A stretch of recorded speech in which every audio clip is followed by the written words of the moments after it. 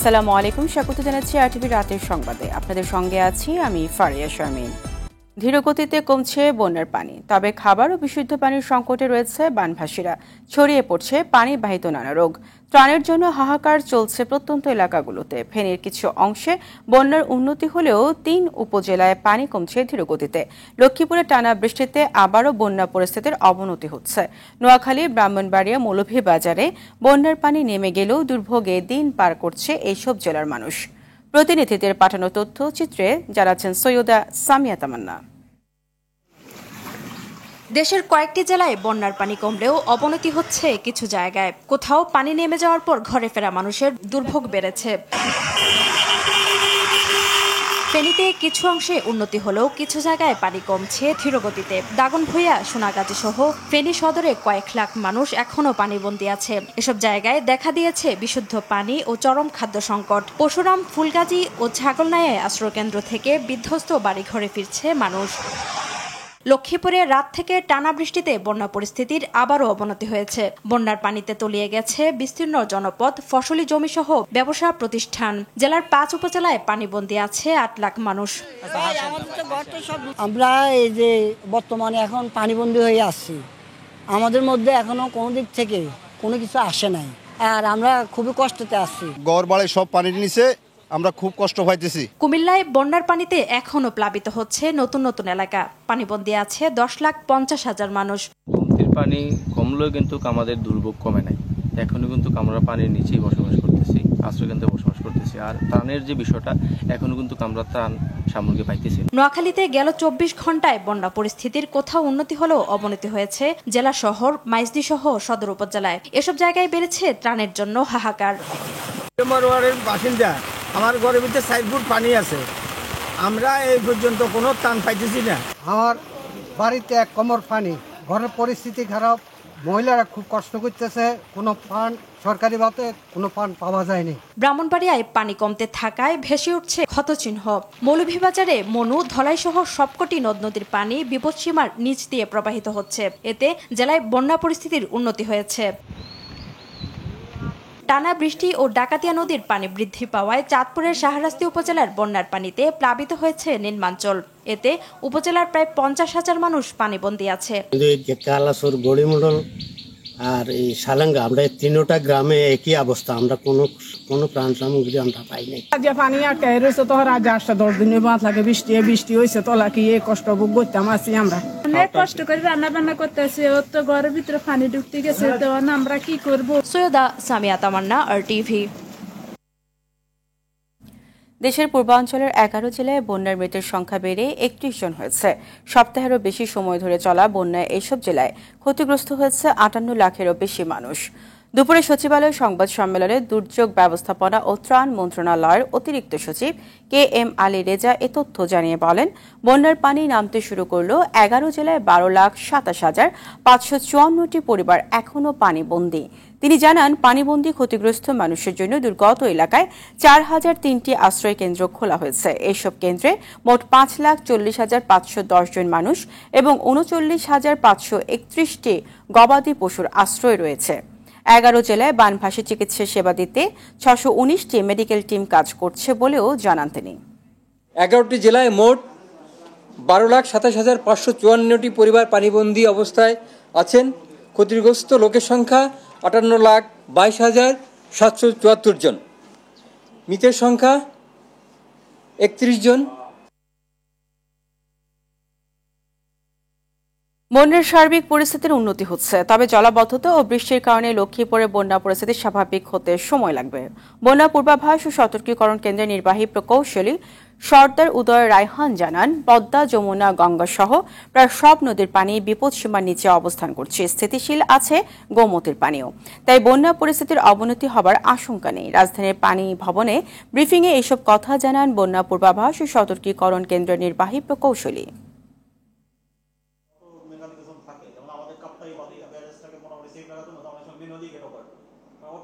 উত্তর পূর্বাঞ্চলীয়, পূর্বাঞ্চলীয় এবং দক্ষিণ পূর্বাঞ্চলীয় জেলাসমূহের যে বিদ্যমান বন্যা পরিস্থিতি ছিল সেটি স্বাভাবিক হওয়ার দিকে যাত্রা করতে পারে। ইতিমধ্যেই পানি বিপদসীমার নিচে নেমে এসেছে সবগুলো পয়েন্টই, এবং সেই পানি আরও হ্রাস পেতে পারে এবং এই হ্রাস অন্তত আগামী 2 দিন অব্যাহত থাকতে পারে এবং এই সময়টাতে উজানে ভারী বৃষ্টিপাতের পূর্বাভাস নেই। একই সাথে দেখা গেছে যে আমাদের দেশের যে প্রধান নদী ব্রহ্মপুত্র, যমুনা, সুরমা, কুশিয়ারা এবং পদ্মা, এই নদীগুলোর পানি হ্রাস পাচ্ছে এবং এই নদীর পানি হ্রাসও অন্তত আগামী 2 দিন পর্যন্ত অব্যাহত থাকবে। বন্যা দুর্গতদের জন্য 7,57,000 টাকা সংগ্রহ করেছে বৈষম্য বিরোধী ছাত্র আন্দোলন। প্রতিদিন টিএসসিতে নানা শ্রেণী পেশার মানুষ সহায়তা করছে। সমন্বয়ক মেহেদী হাসান জানান, দুর্গত এলাকাগুলো চিহ্নিত করে বন্যা দুর্গতদের সহযোগিতা করছে তারা। এছাড়াও দেশের বিভিন্ন জেলা থেকে বৈষম্য বিরোধী ছাত্র আন্দোলনের সমন্বয়করা টাকা সংগ্রহ করে জমা করছে।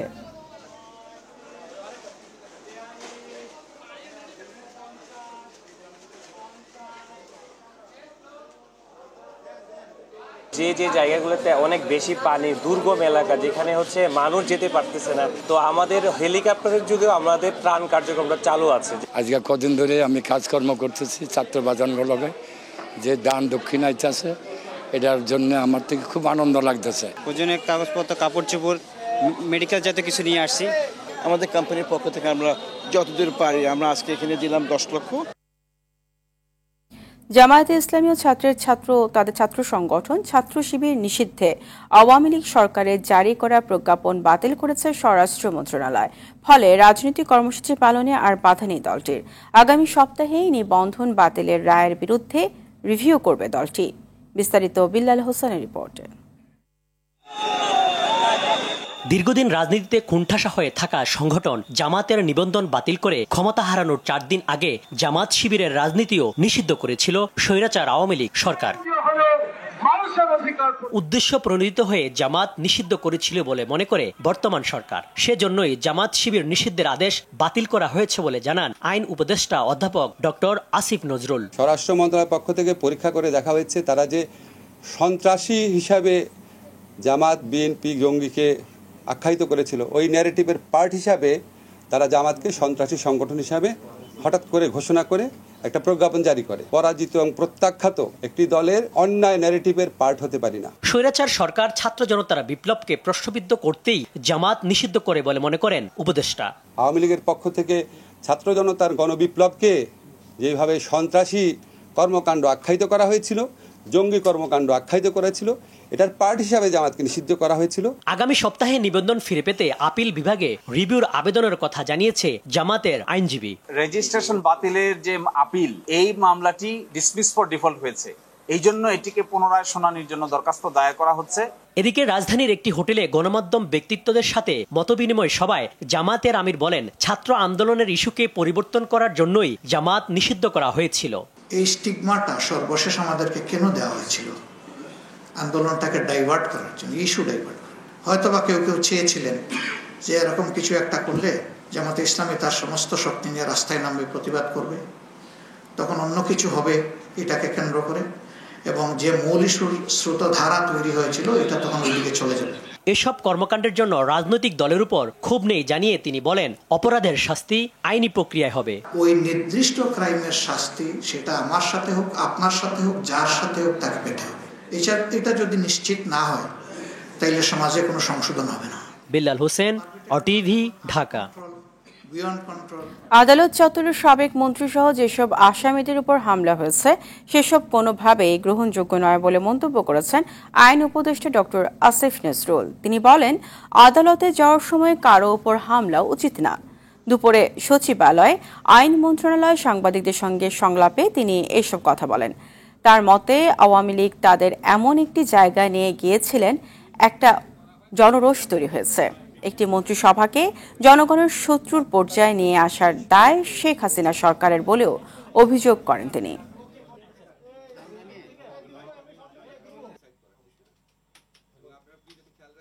ব্যক্তিগতভাবে আমি মনে করি কোনো রাজনৈতিক দলকে নিষিদ্ধ করার পক্ষে আমি না। আদালত চত্বরে যে হামলা হচ্ছে এটা কোনো অবস্থাতেই গ্রহণযোগ্য না। তদন্ত কাজে বা বিচার কাজে সেখানে আমরা ডিউ প্রসেস বজায় রাখার আপ্রাণ চেষ্টা করব। এটা আপনাদের প্রতি আমার কমিটমেন্ট, ডিউ প্রসেস বজায় রাখার চেষ্টা করব। এখন আমরা তো আর আদালতে হস্তক্ষেপ করতে পারি না, আমরা আদালতকে ফেসিলিটেট করব যাতে আদালত ডিউ প্রসেস বজায় রাখতে পারে। যারা 111-এর বিরাজনীতিকরণের চেষ্টা এবং পরবর্তীতে গণতন্ত্রের বিপক্ষে গিয়ে সরকারকে সহায়তা করেছে তাদেরকে দেখতে চায় না দেশবাসী, এমন মন্তব্য করেছেন বিএনপি মহাসচিব মির্জা ফখরুল ইসলাম আলমগীর। এছাড়া নির্বাচনের যৌক্তিক সময় নির্ধারণে রাজনৈতিক দলগুলোর সাথে আলোচনায় বসতে আবারও অন্তর্বর্তী সরকারের প্রতি জোর আহ্বান বিএনপি মহাসচিবের। রিপোর্ট করছেন জাহিদ রহমান। স্থায়ী কমিটির বৈঠকের সিদ্ধান্ত জানাতে গুলশানে দলীয় চেয়ারপারসনের রাজনৈতিক কার্যালয়ে বিএনপির এই সংবাদ সম্মেলনে বন্যার কারণে দলের প্রতিষ্ঠাবার্ষিকীর কর্মসূচি বাতিল করে সে অর্থ সহায়তার সিদ্ধান্তের কথা জানান বিএনপি মহাসচিব। সেই অর্থটা আমরা আমাদের ত্রাণ তহবিলে দিয়ে দেব। সুপরিকল্পিত চক্রান্ত চলছে বিএনপিকে নিয়ে। দুর্বৃত্তরা অপকর্ম করে বিএনপির উপর দায় চাপানোর চেষ্টা করছে বলে অভিযোগ করেন মির্জা ফখরুল। বিপ্লবকে ব্যর্থ করার জন্য কিন্তু একটা গভীর ষড়যন্ত্র রয়েছে, চক্রান্ত আছে। 1-11-র মতো বিএনপিকে লক্ষ্য করেই সেই কাজগুলো করা হচ্ছে। এটা আমি মনে করি যেটা অত্যন্ত একটা অন্যায় হচ্ছে, অবিচার হচ্ছে। কারণ বিএনপি গত 15 বছর ধরে এই দেশের গণতন্ত্রকে পুনরুদ্ধারের জন্য সবচেয়ে বেশি ত্যাগ স্বীকার করছে। কিছু নতুন মানুষ সামনে আসছে, তাদের উদ্দেশ্য নিয়ে সন্দেহ প্রকাশ করে সবাইকে সতর্ক থাকার আহ্বান জানান বিএনপি মহাসচিব। সরকার যারা এখন ইন্টারিম গভর্নমেন্ট আছে তাদের দায়িত্ব হচ্ছে সেই দিকে যাওয়া। এটা আমরা অবশ্যই মনে করি যে কিছু সময় লাগবে, সেটা আমরা বিশ্বাস করি, এবং যৌক্তিক সময় অবশ্যই আমরা সেটাতে কোঅপারেট করতে চাই, সর্বক্ষেত্রে কোঅপারেট করছি। দাবি আদায়ের জন্য কর্মসূচি না দিয়ে অন্তর্বর্তী সরকারকে সময় দেওয়ার আহ্বান জানান নজরুল ইসলাম খান। বুঝতে হবে একটা জিনিস আর কি, যে কোনো অন্তর্বর্তীকালীন বা তত্ত্বাবধায়ক বা এরকম সরকার জনগণের সব সমস্যার সমাধান করতে পারে না। এটা হলো রাজনৈতিক সরকারের দায়িত্ব, নির্বাচিত সরকারের দায়িত্ব। এদিকে রাজধানীর উত্তরখানে ভারপ্রাপ্ত চেয়ারম্যান তারেক রহমানের নির্দেশে বৈষম্য বিরোধী ছাত্র আন্দোলনে শহীদ জুবাইরের পরিবারের খোঁজ নেন উত্তর বিএনপির সদস্য সচিব আমিনুল হক। যারা এই হত্যার সাথে জড়িত, শেখ হাসিনা সহ যাদের মন্ত্রী এমপিরা, অবৈধ মন্ত্রী এমপিরা যারা নির্দেশদাতা, প্রত্যেকের বিচার বাংলার মাটিতে হবে, সেটা আমরা সকলেই চাই। জাহিদ রহমান, RTV, ঢাকা। অবসরপ্রাপ্ত প্রধান বিচারপতি ABM খায়রুল হকের বিরুদ্ধে মামলা হয়েছে।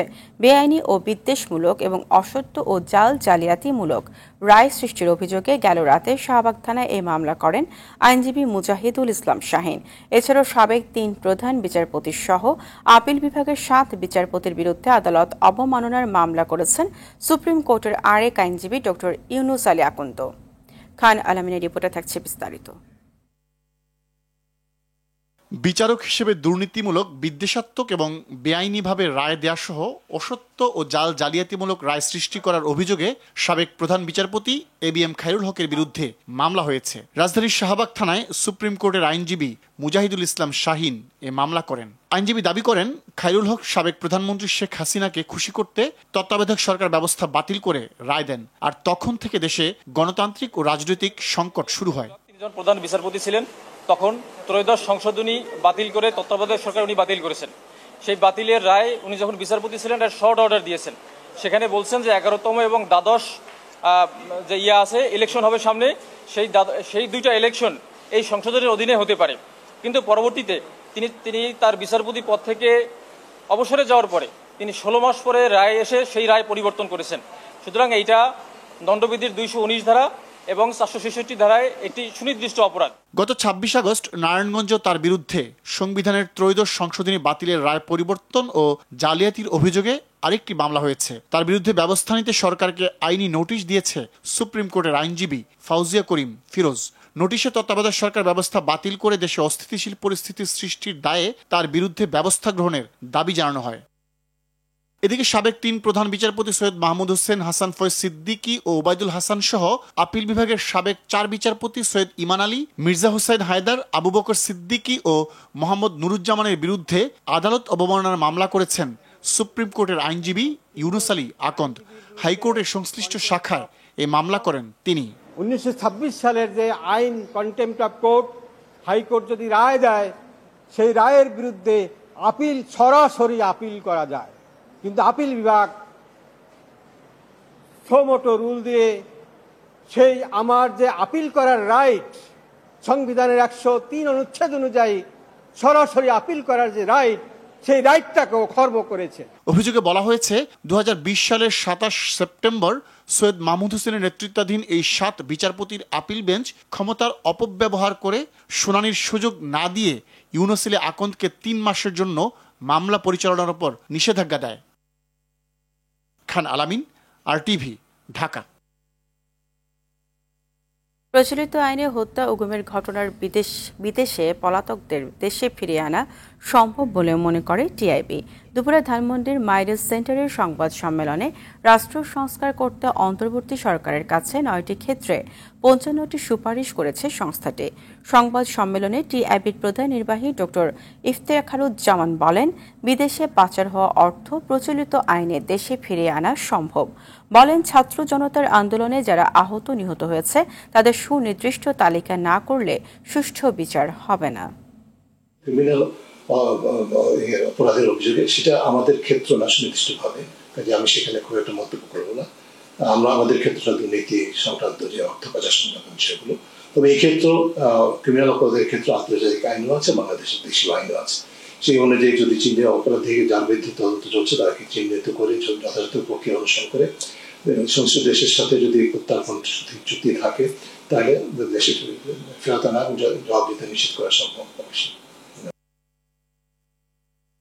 ফ্রান্সের রাষ্ট্রদূত মারি মাজদুপুই, কানাডার হাই কমিশনার লিলি নিকোলস ও মালয়েশিয়ার হাই কমিশনার হাসনা মোহাম্মদ হাশিম সাক্ষাৎ করেছেন অন্তর্বর্তীকালীন সরকারের প্রধান উপদেষ্টা অধ্যাপক মোহাম্মদ ইউনুসের সঙ্গে। রাষ্ট্রীয় অতিথি ভবন যমুনায় পৃথক বৈঠকে দুত্রা দ্বিপক্ষীয় স্বার্থ সংশ্লিষ্ট বিষয়ে আলোচনা করেন। বৈঠকে টেকসই উন্নয়ন লক্ষ্যমাত্রা SDG বিষয়ক মুখ্য সমন্বয়ক লামিয়া মোর্শেদ উপস্থিত ছিলেন। সাক্ষাতে দেশগুলোকে বাংলাদেশে বিনিয়োগ বাড়ানোর আহ্বান জানান প্রধান উপদেষ্টা। অর্থ বাণিজ্য উপদেষ্টা সালেউদ্দিন আহমেদ বলেছেন, সারের সরবরাহ কোনোভাবেই কমতে দেওয়া হবে না, আর অত্যাবশ্যকীয় পণ্যের মধ্যে মসুর ডাল গুরুত্বপূর্ণ, সেটাও কেনা হবে। সকালে সচিবালয়ের সরকারি ক্রয় সংক্রান্ত উপদেষ্টা পরিষদ কমিটির বৈঠক শেষে এ কথা জানান তিনি। এদিকে বাণিজ্য মন্ত্রণালয় অত্যাবশ্যকীয় পণ্যের উৎপাদন, সরবরাহ ব্যবস্থা, বাজার পরিস্থিতি সহ সার্বিক মূল্য পরিস্থিতি পর্যালোচনার সভায় বাণিজ্য উপদেষ্টা বলেন, তাদের কোনো রাজনৈতিক বা প্রশাসনিক এজেন্ডা নেই, তবে বাজার সিন্ডিকেট চক্রের বিষয়ে সরকার কোনো আপোষ করবে না। অত্যাবশ্যকীয় জিনিসগুলো ছিল সার আর মসুর ডাল, যেটা আপনার বলেছে অন্যগুলো, এগুলো আমরা অনুমোদন দিয়েছি। এগুলো আপনার শীঘ্রই যত শীঘ্র সম্ভব এগুলো শাসকরে যদি আমরা অতি দ্রুত তিনটা প্রপোজাল আমরা অনুমোদন করেছি। ভূমধ্যসাগরে পৃথক 3টি অভিযানে 30 বাংলাদেশি সহ 182 জন অভিবাসন প্রত্যাশীকে উদ্ধার করা হয়েছে। সোমবার ভ্যাটিকান নিউজে তথ্য নিশ্চিত করেছে। প্রতিবেদনে বলা হয়েছে, স্থানীয় সময় শনি ও রবিবার অভিবাসন প্রত্যাশীদের উদ্ধারে পৃথক অভিযান পরিচালনা করে উদ্ধারকারী জাহাজ মারিওনিও। অভিবাসন প্রত্যাশীদের বহনকারী কাঠের নৌকাগুলো সাগরে ঝুঁকিপূর্ণ অবস্থায় ভাসছিল। বিষয়টি নজরে আসে উদ্ধারকারী জাহাজ মারিওনিওর। বিষয়টি ইতালির কোস্টগার্ডকে অবহিত করে তারা। পরে কোস্টগার্ড সদস্যরা এসে উদ্ধার করে তাদের। অভিবাসন প্রত্যাশীরা বেশিরভাগই উত্তর আফ্রিকার বিভিন্ন দেশের নাগরিক। তবে রোববার অভিযানে উদ্ধার হওয়া অভিবাসন প্রত্যাশীদের মধ্যে 30 বাংলাদেশি, 26 জন সিরীয় ও 6 জন পাকিস্তানি নাগরিক। তাদের ইতালির সিসিলিওর পোতসালো বন্দরে নামানোর নির্দেশ দিয়েছে কর্তৃপক্ষ। আবারও দেশের খবর। ইসলামী ব্যাংকে এস আলম গ্রুপের অর্থ লুটপাট বিশ্বে নজিরবিহীন ঘটনা। এ কথা জানিয়ে দেশ ও আমানতকারীদের স্বার্থে এস আলমের কোনো জমি না কেনার আহ্বান জানিয়েছেন বাংলাদেশ ব্যাংকের governor doctor Ahsan H Mansur. দুপুরে রাজধানীর মতিঝিলে বাংলাদেশ ব্যাংকের সংবাদ সম্মেলনে তিনি জানান, সীমাহীন লুটপাটে প্রায় খালি হয়ে যাওয়া ব্যাংকের আমানতকারীরা টাকা ফেরত পাবেন, তবে কিছুটা সময় লাগতে পারে। সেলিম মালিকের রিপোর্ট। দায়িত্ব নিয়েই ব্যাংকিং খাতের সংস্কারে পূর্ণ মনোযোগ দিয়েছেন নতুন governor doctor Ahsan H Mansur. এর মধ্যে অযাচিত লুটপাটে প্রায় শূন্য হয়ে যাওয়া 6টি ব্যাংকের পর্ষদ ভেঙে দিয়েছেন তিনি, বাড়িয়েছেন নীতি সুধার। গেল প্রায় 1 দশকে দেশের ব্যাংক খাত লুটপাটের খলনায়ক হিসেবে সামনে এসেছে এস আলম গ্রুপ। প্রতিষ্ঠানটির কেলেঙ্কারি বিশ্বের জন্য শিক্ষা জানিয়ে এদের সম্পদ না কেনার পরামর্শ গভর্নরের। সিস্টেমেটিক ওয়েতে ব্যাংক লুট করা এত সুপরিকল্পিতভাবে রাষ্ট্রযন্ত্রকে ব্যবহার করে অন্য কোথাও আমি শুনি নাই। এস আলম গ্রুপের সম্পদ যেন কেউ না কিনে, সবাইকে দেশের স্বার্থে অন্য কেউ যেন এই সম্পদে হাত না দেয়। এই সম্পদগুলো আমাদের ডিপোজিটরদের টাকা ফেরত দেওয়ার জন্য আমরা ব্যবহার করতে চাই যেটুকু পাওয়া যায়। শেখ হাসিনা সরকারের মেয়াদে মন্দ ব্যাংকে পরিণত হওয়া ব্যাংকগুলোর আমানতকারীদের সংখ্যার কিছু নেই বলেও জানান তিনি। আমরা সর্বাত্মক চেষ্টা করছি এই ব্যাংকগুলোকে আবার একটা সুদৃঢ় অবস্থানে নিয়ে যেতে, এবং সেটার মাধ্যমেই আমরা ডিপোজিটরদের টাকার এনশিওর করব। কিন্তু এই মুহূর্তে যদি সবাই তাদের টাকা তুলতে যান তাহলে কিন্তু একটা বিশাল ঝামেলা হয়ে যাবে। গভর্নর জানান, বাজারে দ্রব্যমূল্য সহনীয় পর্যায়ে আনতে সরকার সব ধরনের চেষ্টা করছে। 6-8 মাসের মধ্যে যদি আমরা ইনফ্লেশনটাকে অন্তত পক্ষে 6-7% নামিয়ে আনতে পারি তাহলে আমরা ইন্টারেস্ট রেট আবার নামিয়ে আনতে পারবো। তো সেই লক্ষ্যে কাজ করছি, দেখা যাক। এই বন্যা হওয়াতে এটা একটু পিছিয়েও যেতে পারে 2-1 মাস। আমি এখনো আশাবাদী যে 6-7 মাসের মধ্যে হয়তো এখনো হতে পারে। কেন্দ্র ব্যাংকের রিজার্ভ বাড়াতে আর $1 বিক্রি করা হবে না উল্লেখ করে ডক্টর আহসান এস মনসুর জানান, ডলারের দাম স্থিতিশীল রাখতে প্রতিদিন প্রায় $70 মিলিয়ন বাজার থেকে কেনা হচ্ছে। আমাদের রিজার্ভ আর আমরা বিক্রি করছি না, ফলে কমার কোনো সম্ভাবনা নাই, বাড়ার সম্ভাবনা আছে। সেলিম মালিক, RTV, ঢাকা। রাতের সংবাদ এই পর্যন্তই। সবশেষ সংবাদ জানতে যে কোনো মোবাইল ফোন থেকে 24141 নম্বরে ডায়াল করুন। মধ্যরাতের সংবাদ রাত 1টায় দেখার আমন্ত্রণ রইল। ধন্যবাদ সবাইকে।